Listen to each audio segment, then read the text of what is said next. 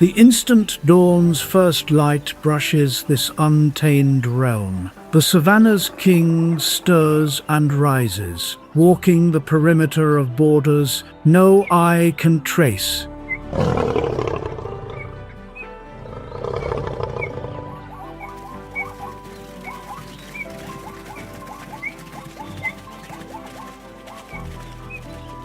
Yet every wild animal that draws breath upon this earth understands they are unbreakable.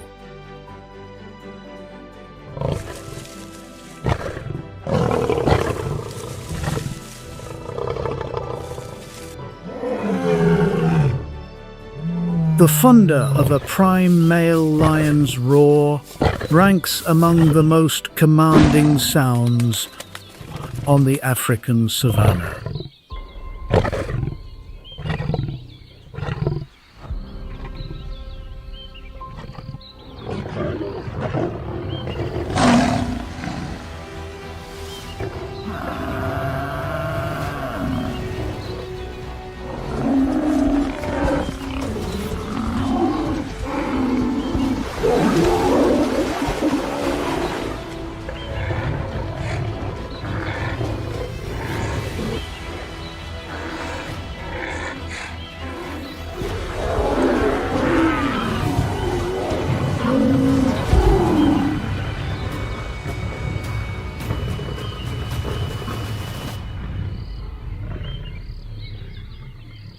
How long can this pride leader hold his ground and keep his coalition intact? Share your prediction in the comments below.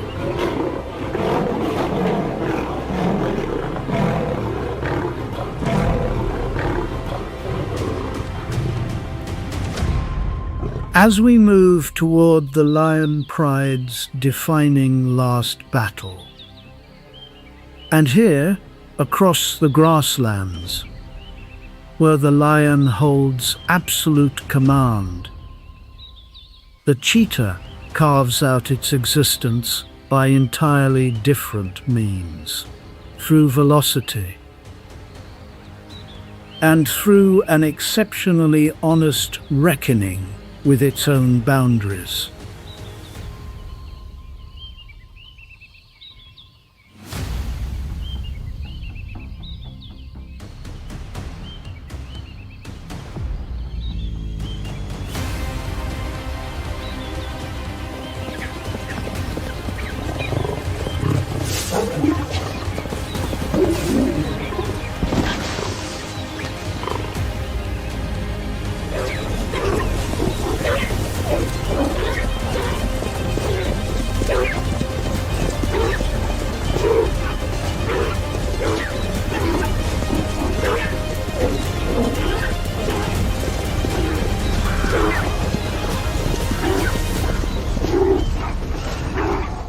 When the chase is over, the cheetah's body demands recovery time.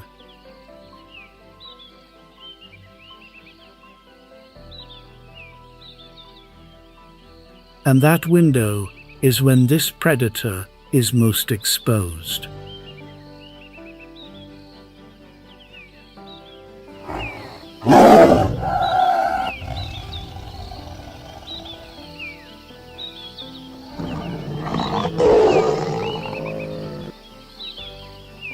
This is not failure. This is the hard-won wisdom of a species that understands. The only conflict worth entering is one that can be survived.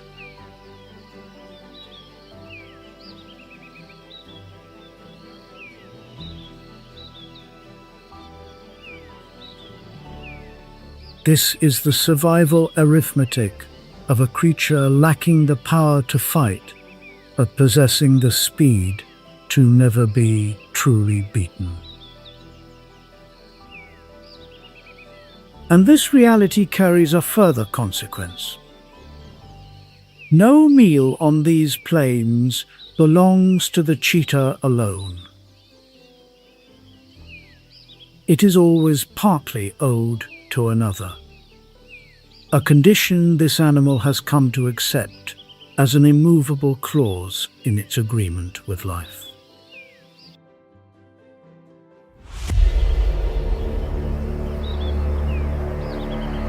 At the same moment, the leopard's answer to the problem of protecting its kill is among the most creative solutions on the savanna. The treetops serve as the leopard's personal stronghold, beyond the reach of hyenas who cannot scale bark, and out of reach of lions too heavy to climb with any ease. And it holds, in nearly every scenario, the leopard encounters. But not every one. Today, the king has decided the prize belongs to him, and the leopard refuses to concede without resistance.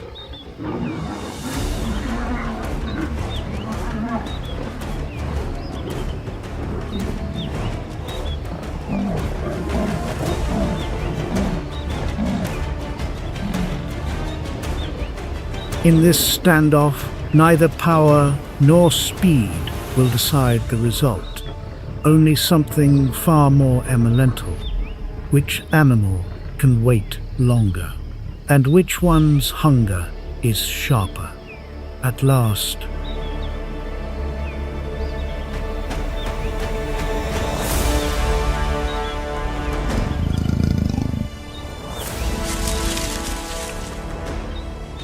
no genuine clash takes place.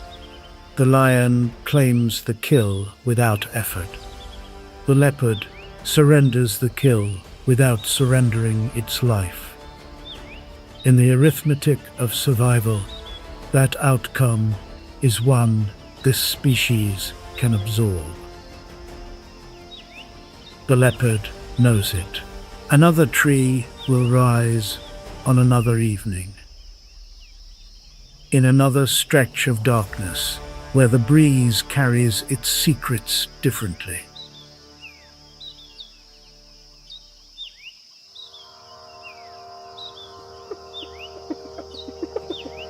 And so, we turn to those who dare to challenge that absolute power, the lion's most ancient rivals. The spotted hyena ranks among Africa's most complexly social carnivores, surpassed only by the lion in this regard. Nothing like the opportunistic scavengers most believe them to be. They are disciplined predators, operating beneath an ironclad social order, and executing a degree of teamwork almost no other species can match. The celebrated technique, refined through millions of years, evolving beside the lion, kleptoparasitism.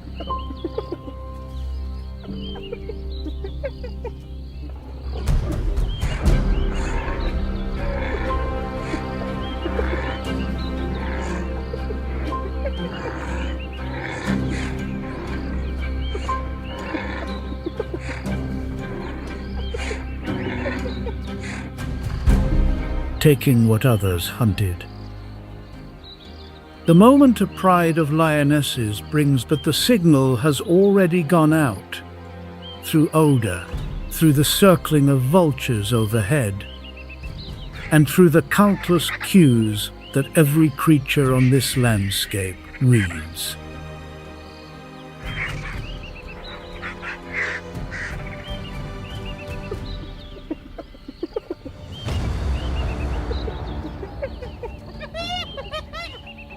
Their distinctive whooping cries ring out to hold the pack together, sustaining relentless pressure from every angle. But no single lioness can protect a kill.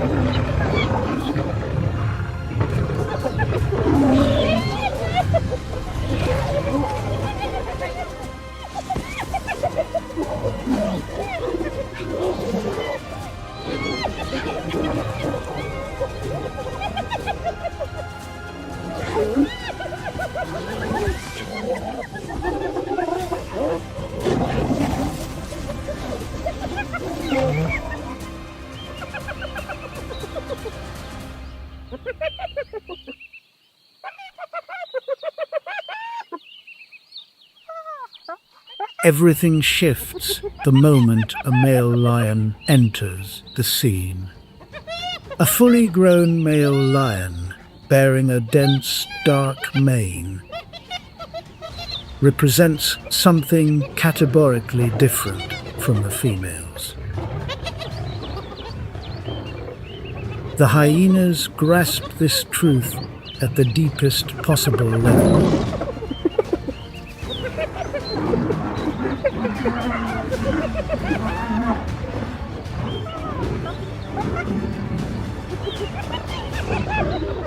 Through an inherited knowledge carved into their genetic code across 1,000,000 years of shared existence.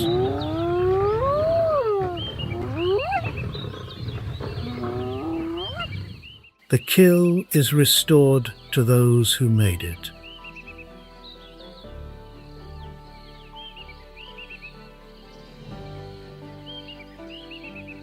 The male coalition's primary purpose is not pursuit and capture.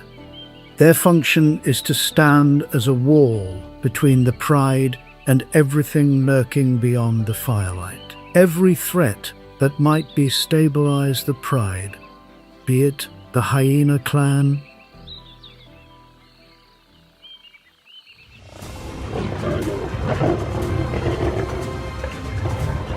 or the wandering males pressing down from the north, whom this pride cannot forever avoid confronting. Their hour is fast approaching.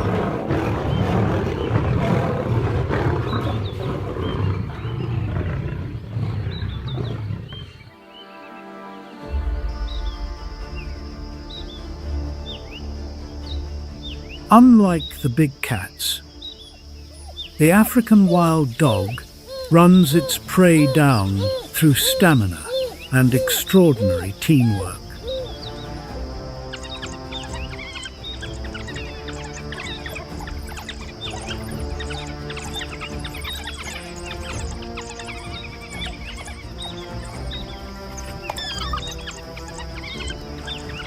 However, the moment a lion moves into the path of the chase, the kill becomes the property of the one who did nothing to earn it.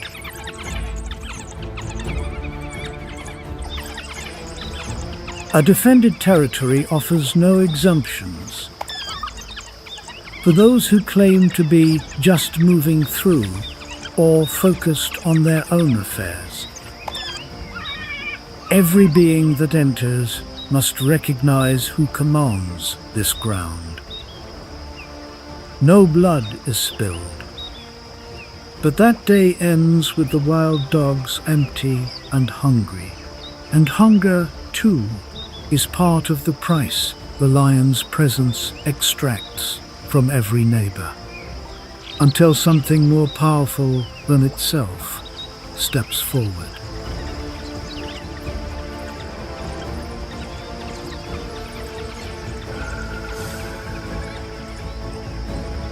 The pack travels as one coordinated body. The goal today goes beyond drinking. They must get across.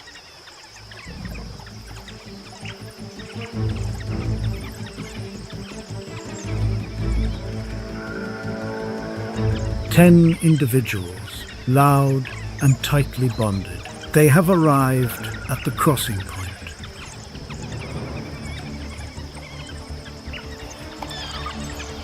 The two boldest step into the water first. The current here runs wide and deep. The rest must probe for shallower ground, where the water won't drag them under. They make it across.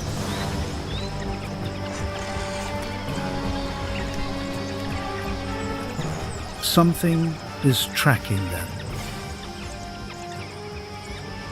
The Nile crocodile observes a ritual that works in its favor: thermoregulation.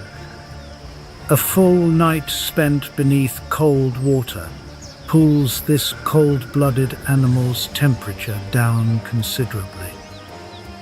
Morning sunlight restores warmth to this precise hunting machine. For now, the predator simply lies still. The wild dogs, however, refuse to accept this reptile's presence on their bank. So they press forward, harassing it back toward the water, where it belongs. That brash pack has earned itself a very attentive observer.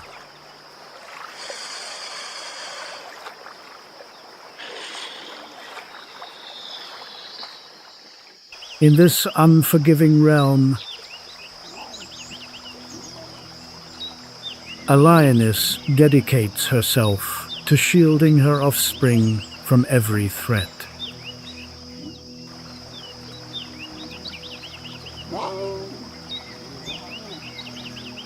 It may rank among the few things that truly frightens a lioness. A young lion cub amounts to little more than a convenient snack for a Nile crocodile. Yet certain days arrive when the river crossing cannot be delayed. The lioness must find a way to deliver strong, healthy cubs into the world, cubs who will one day inherit their place at the ultimate predators.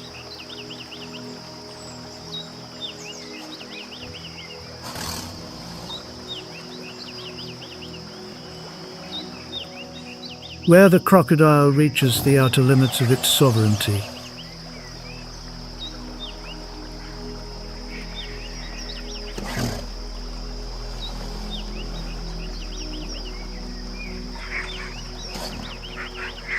we arrive at the Okavango Delta.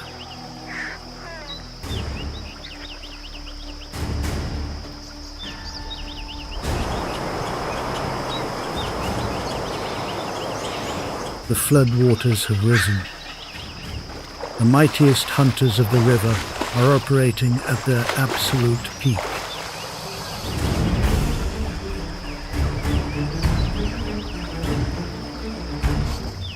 This meal is a far cry from tranquil. The male is fully aware of what lies hidden beneath the surface. A Nile crocodile capable of taking on a prime male lion needs to span at least 3 to 4 meters from nose to tail. These flooded channels belong to the crocodile. The lion pauses. The jaws before him are staggering in their size. But with his prize at stake, he has no choice but to commit.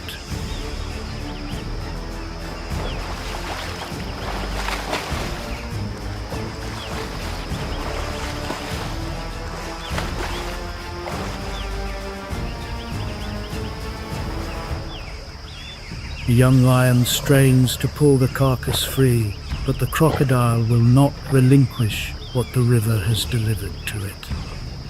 A male lion, with his mass and power, can afford to pause and choose not to engage.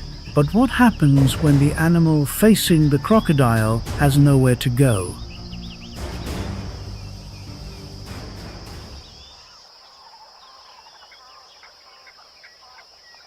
The leopard works without partners.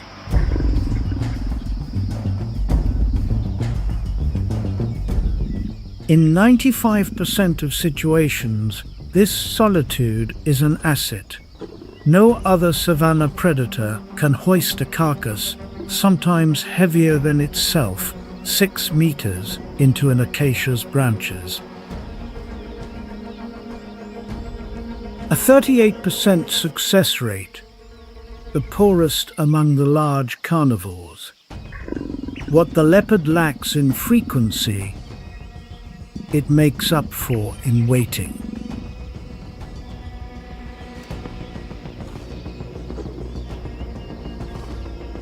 Since yesterday, this leopard has held its position, watching a single waterhole. Young wildebeest have established this as their drinking spot. For the wildebeest, a place that offers both rich grass and fresh water seems ideal, right up until the leopard makes its move.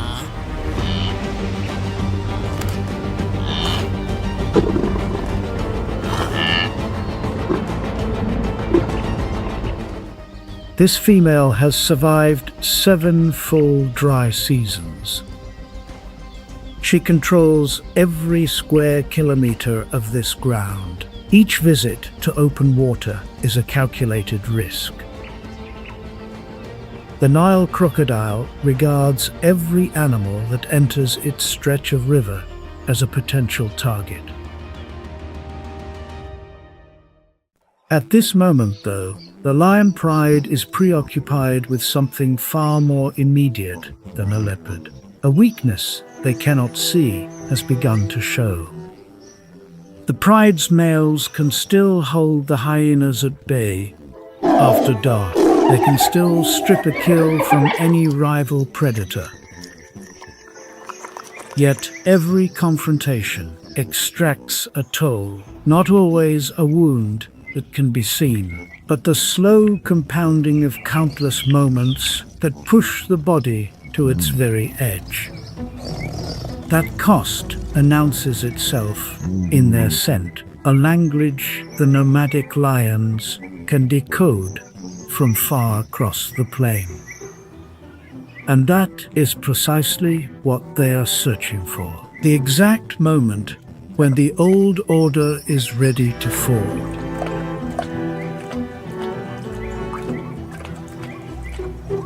Young male lions are driven from their birth pride, while still relatively inexperienced. Not because they are too weak, precisely because they are growing too strong.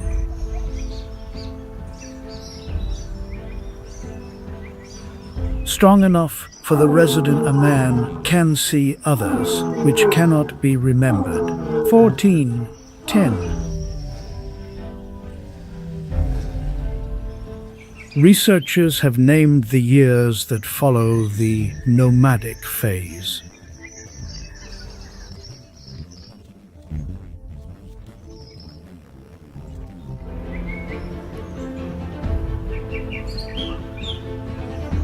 The span of a male lion's life, when survival hangs by the finest thread.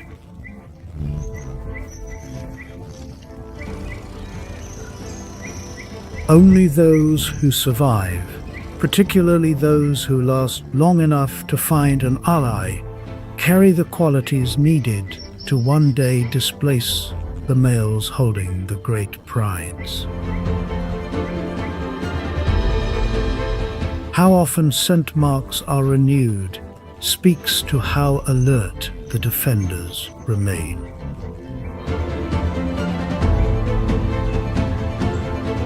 The chemical composition of that scent reveals what the body leaving it is truly going through. Lapses in patrol frequency announce how heavily the burden of leadership weighs on the resident male.